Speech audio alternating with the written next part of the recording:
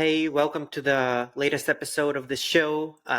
Today I'm joined by Tim Was, who is a polymath TEDx speaker on a bunch of different topics from autism to Space Force to space exploration to the Church of Jesus Christ of Latter-day Saints. A fascinating person, and I'm glad to meet you and talk to you today, Tim. Welcome to the show.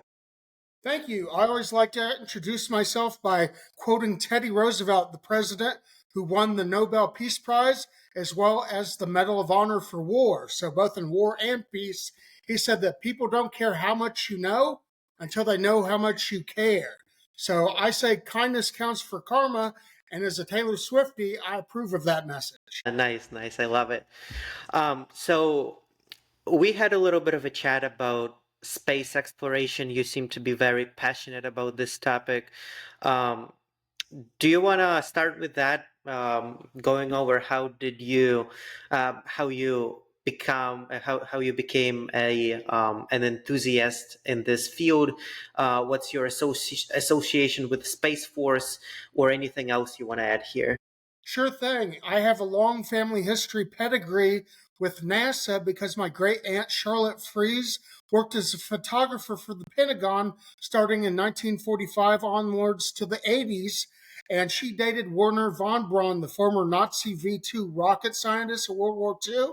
Well, he was the Apollo moon mission. He was the Saturn V rocket designer that got us to the moon and back. So the Apollo moon landings of July 20th of 1969.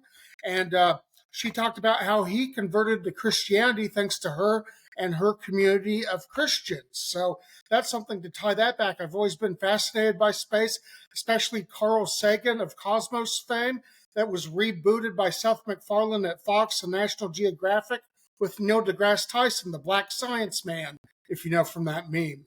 Well, anyways, I just got bored about a year and a half ago, and I started reading up on the Space Force that Trump put into place with his first administration starting in 2019.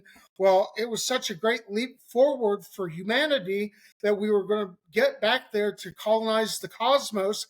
And I became a civilian service ambassador for the Space Force and went out last year to Colorado Springs, NORAD Peterson Space Force Base with Admiral Tracy Hines as a guest speaker on space-based solar power and talked about that and got a lot of following from that.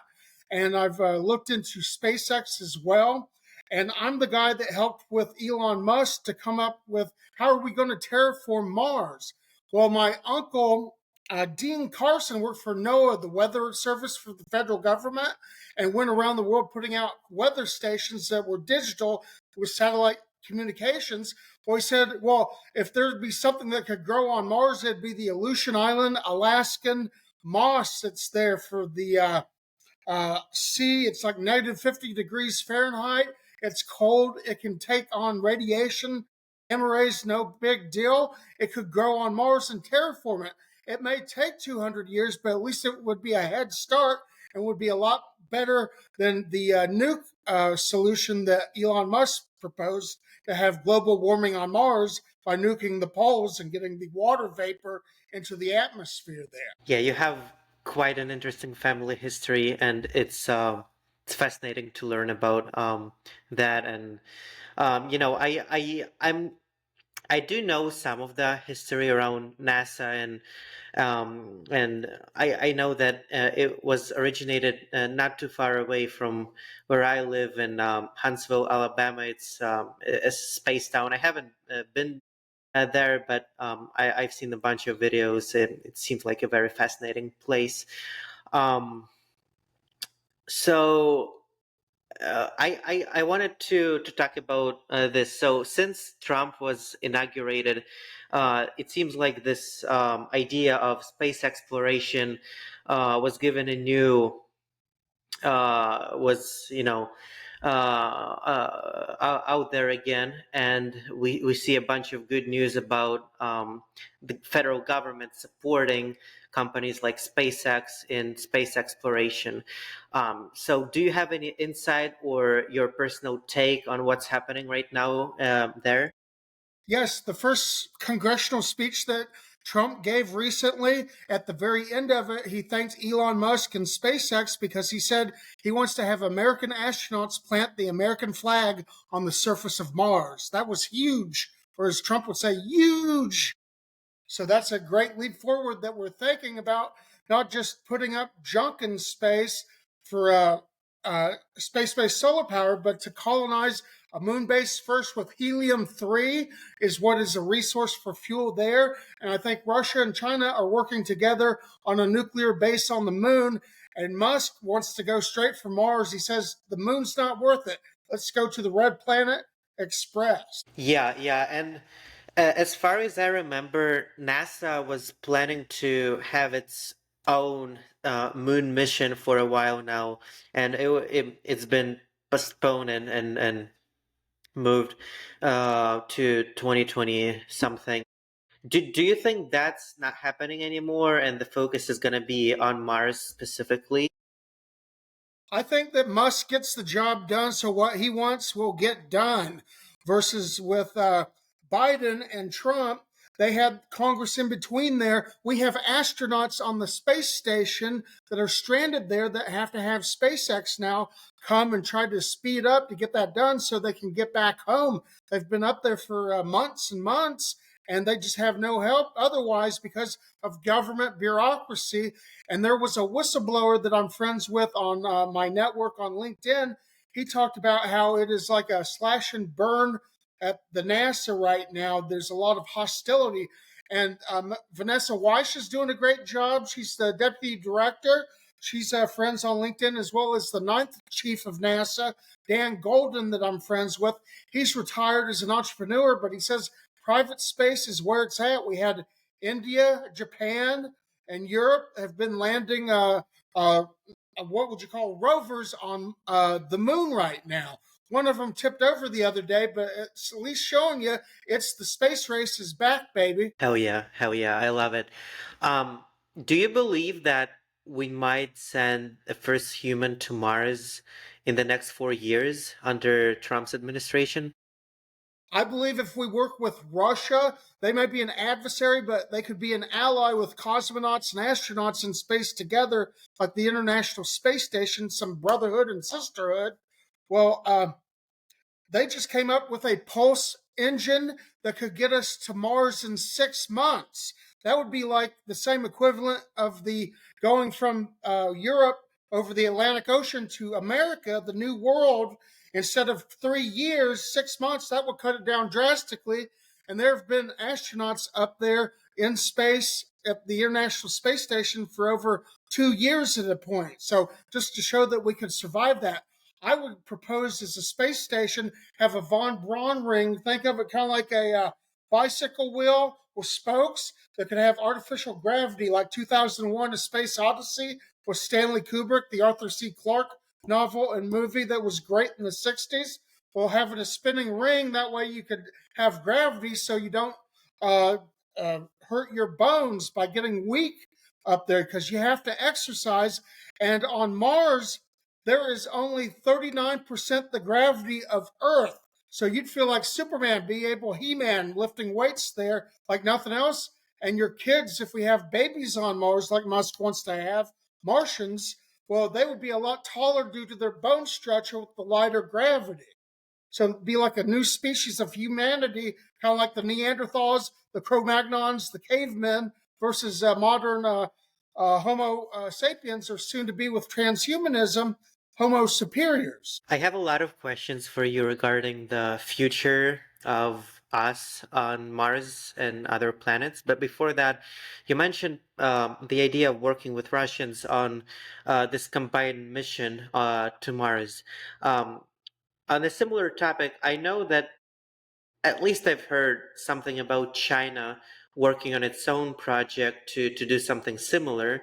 And because we don't have all of the information from there, obviously, we don't know how close they are to that to that point where they can send a human to Mars.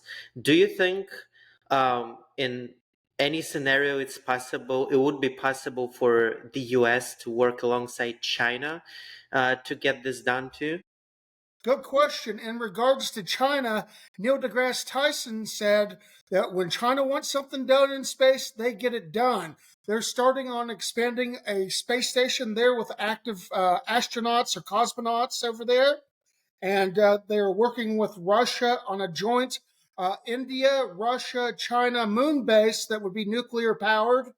And I think that they are also now, it has been revealed that Xi Jinping, the president of China in Beijing, has said that we will put a solar array for space based solar power, 1 kilometer in length, that could beam back microwave radiation for limitless power from space to fuel their 1 billion citizens civilization. So I think China is going not to be going to Mars unless we convince them, because they haven't made any effort so far. They're focused on the moon, they're focused on energy and resources. Yeah, makes sense.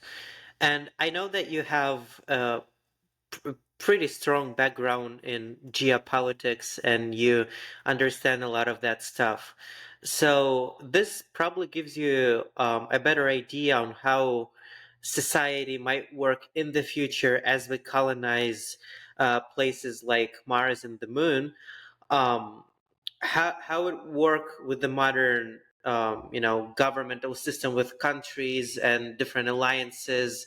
Would it be basically like in the old days with like Spanish Empire, the British, Portuguese colonizing America, and eventually creating their own countries like the US?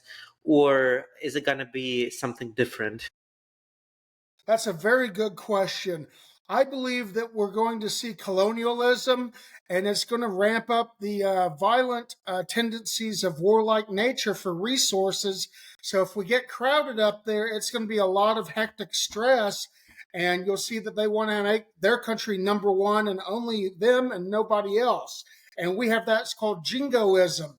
And from strategic boundaries, it would be like Napoleonic Europe, I think, or like you talked about, the Spanish, the English, the Dutch, the French, the piracy years, the Barbary pirates that Thomas Jefferson had letters of marque and reprisal to go against. Well, you can't send out bounty hunters like the Mandalorian to Mars if the Chinese base kills the American base for swift justice. So you have to have a supply line.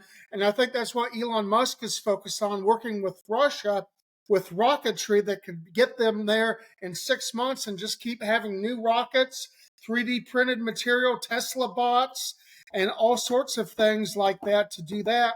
As well as I think in the far future, we could colonize Titan because there's a whole ocean under that ice there that could be ripe with life as we now not know it. Makes sense. Do you see, and I think it's not the question of if, it's more about when. So, when do you see people actively migrating to Mars from Earth permanently? Basically, like settlers in the early 15th, 16th, 17th century, colonizers. Do you see these mass migrations coming soon with the technology pace and improvements we have now, or is it going to take a while to get to that point? Well, to colonize, you have to have people, families spread across the cosmos. And it's just like the Church of Jesus Christ of Latter day Saints. We're famous for migrating from the East Coast. And there was a kill order like an American Holocaust in Missouri, where I live now in the Ozarks, where the governor said, kill any Mormons on sight. Well, they had people walk in the wilderness for 1,200 miles with hand carts to Utah, to the promised land of Salt Lake City. And now we're hosting the Olympics in a few years out there because we get stuff done. And that's not so much saying that we're better than any or holier than thou as Mormons. It just shows that we have the tenacity, and you have to bring families along. And NASA, about 3 or 4 years ago, I believe, they had a petition where they had, how many of you would like to sign up to go to Mars? Put this test for psychology exam and your reasoning for going, and we'll pick 100 of you. And over 100,000 people applied. So Maybe they did it as a joke, but most of those people want to get off of Earth. They want the challenge. It's like, why do you climb Mount Everest, like Sir Edmund Hillary, who was the first person to do so? Well, he did it just because he could say it would be done, and National Geographic would write him about it. And I fancied if I ever got on SpaceX to the first Mormon on Mars, I'd plant the Sigma Chi fraternity flag, the blue and gold, and the white cross of Sigma Chi. And John Wayne is a Masonic brother and a Sigma Chi too, just doing some name dropping there, famous guy. So yeah, that's how I feel about that. Awesome, awesome. That sounds very inspiring. Sticking to the topic of religion and LDS Church, how do you? I I'm not a Mormon myself, but I do know a little bit about the history and the religion. How do you combine your religious views with your um, space oriented, technology oriented mind? Is it something that many people can easily combine, have this mindset where you can believe in both, or did you find your own way in this sense? Well, I had a strong background as a kid because of Charlotte and her stories about how she converted Werner von Braun, NASA chief of Apollo moon missions, to Christianity. And he said that what converted him was that he saw that science and religion are twin sisters. They're related and should both be given the greater glory, not one over the other, but both as equals in the family of eternity. And in the Mormon church, we believe that there's something called eternal progress, where you keep evolving exponentially until you become godlike yourself, or God or goddesses. But you always respect the super God, Yahweh, yes way, all the way, and his only begotten Son, Jesus Christ, our mutual Lord and Savior. And we believe that you can be saved by faith, hope, and charity.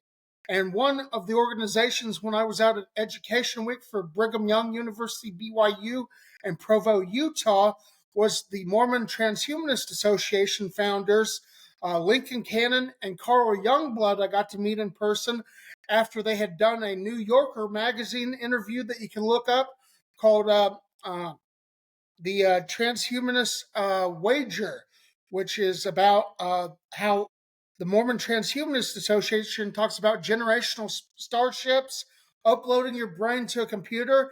And in fact, past President Harold B. Lee said that a soul is just an organized intelligence. Well, what about artificial intelligence? What about the ghost in the machine? Robots could have souls. If they wanted to convert to Christianity, why turn them away? They're going to be smarter than us, anyways. Better allies than adversaries, I say. So that's why I'm always polite to Alexa and my smartphone. I never want to diss them because they remember. Just kidding.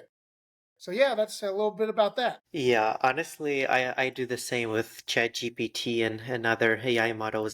Try to be polite. Sometimes out of, fear, sometimes out just of politeness. I actually have many friends in Utah, and a bunch of them were on this podcast, and many of them are also members of the Church of Jesus Christ and Latter-day Saints. Um, is there a specific reason why you chose Missouri as your home? Were you born there, or did you move there? I know it's also tightly associated with the history of this religion, but I'm just curious. Have you ever considered moving to Utah? It's very beautiful, Salt Lake City, Oh or yes. um, Well, I feel that I yeah, go want ahead. to. I'm from Kansas. I'm a mild mannered reporter like Clark Kent, Superman. And his secret superpower is that he's Christian in the comics, like Ma and Pa Kent, Jonathan and Martha Kent were Christian farmers from Smallville, Kansas. And I'm from Parsons, Kansas, is my hometown. And I learned from the background there, I've got lots of family in the four states area here, and the Ozarks of Missouri, where I live at, is a great place that I have a disability. I can't see depth perception in a moving vehicle. So I have to walk everywhere, and I can walk to Crowder College where I teach public speaking. I can walk to the YMCA, a 5 minute walk away, just next door to the college for working out at the gymnasium, and then a 7 minute walk to the convenience store. So I've got everything I need here. And we're living in one of the largest buildings west of the Mississippi for about 20 years before bigger Denver made one bigger. So it's almost tornado proof. So that's about the only worry, because we have 4 seasons sometimes within the same 1 hour. And as Missourian Mark Twain said, if you don't like the weather, wait 5 minutes and it'll change its mind. So I love the Ozarks. So I'm going to retire in the Shire like Bilbo Baggins. I've gone on my grand adventures. And oh my God, did you remember when I was in the United Kingdom, UK? I was stranded there. And yes, there's a lawsuit pending. I can't say the company's name or name names, but basically, I got over there. They said I was going to be chief growth officer, and they had been baiting me for 6 months with stories about travel, hotels, and where I'd be lecturing at. I get over there, and they drive me in their Tesla, and they're like, Honey Badger, which is my call sign for Space Force, honorary. They said, Honey Badger, you need to come up with some money. Can you come up with like a Taylor Swift Academy or something? And I played along, and I got the heck out of Dodge City. And I was just basically betrayed, but I was able to come back to my apartment, resume things as if I never left. But I was stuck in Heathrow Airport for 3 days because I was an absent-minded professor. I either got lost or stolen my debit card, and they weren't going to ship it from America over there to me in my hotel. So I was stuck there, and I had to go to the U.S. Embassy in London to get a immediate emergency flights back to America and back to safety. So, I mean, it was just hectic there. Bristol is very cutthroat. It's a pirate town. It has a long tradition of that. And I don't mean to berate them on that, but I didn't feel safe at night, not because of the people, but because of the influence of alcohol that it has on people there. They get into bar brawls and everything out in the streets. So it's a big college town, but London, perfect. Couldn't have asked Mary Poppins for anything better. Nice. I also want to learn about your involvement in the space sphere. You mentioned a couple of names. I know that sometimes you can go too deep into this stuff, but anything that you can share about how you are getting involved with advancing this mission of space exploration? Well, I have my master's degree in communication, so mimetic warfare, memes by other memes, as we like to call Clausewitz on war. So, just to borrow a phrase from that, well, I do art. I do the propaganda or the props that they have from the Hunger Games to make space cool again. And I do artwork. And Mary Stevenson, who's the deputy director of space missions in Washington, D.C., she would share my art on her site, and we came up with a contest, and we did all students for college, high school, elementary, and it got all of America involved in that for just fun, because you don't just want to go to space because it's cold as hell, like Elton John and Rocket Man, the song says. You want to get there to spread the seed of Abraham across the cosmos as promised. So there you go. Interesting. Um, I like to finish these podcasts with some kind of advice from the guest. If you have anything you want to share with, say, a young person listening to this episode, what would you tell them? Be awake, not woke. Honey Badger has spoke. I like to say that be sensitive other cultural needs, ethnicities. It's like Martin Luther King Jr. judged people by the content of their character, not the color of their skin. And his favorite show on television was Star Trek. He was one of the original Trekkies, and he met Nichelle Nichols, who plays Lieutenant Uhura, and said, I love what you do. And she's like, well, I'm not going to be there. I'm going on Broadway. And like, no, you have to stay on that TV show because you're on the bridge of the USS Enterprise NCC 1701. You are showing that young black girls and boys can be just as effective leaders as white people can. So just make sure that you have what I say is kindness counts for karma. And besides being awake, be aware. When I was over in Bristol, like walking through the streets to the grocery store, I'd say, "Oh, that's a very nice Nightmare Before Elm Street shirt you've got on. Is that who is that? Jack Skellington? They're like, what are you talking about? I'm like, well, the meme on your shirt that you're wearing. Like, oh, I just threw this on. I don't know what I'm doing. And people just aren't aware. They're not awake. I mean, they're just dazed. They go to a job 9 to 5. They're not doing anything special for themselves other than trying to get more money. And Elon Musk, he's like, you can't bribe me with all the money in the world. I don't care if I lose money. I'm going to do the right thing, like the Department of Government Efficiency. And you know that it's a bad deal in Washington when the congressmen don't want it because they're getting kickbacks. They're getting all that wasted money through fraud. It's money laundering. It's basically like Dr. Ron Paul, my mentor, he said, don't steal. The government hates competition on his desk. He had a plaque that would say that. Just like Harry S. Truman, the president from Missouri, the buck stops here. So I feel very confident that space exploration will be a major theme of Trump's administration this second term. Awesome, Tim. Thank you for joining me today for this episode.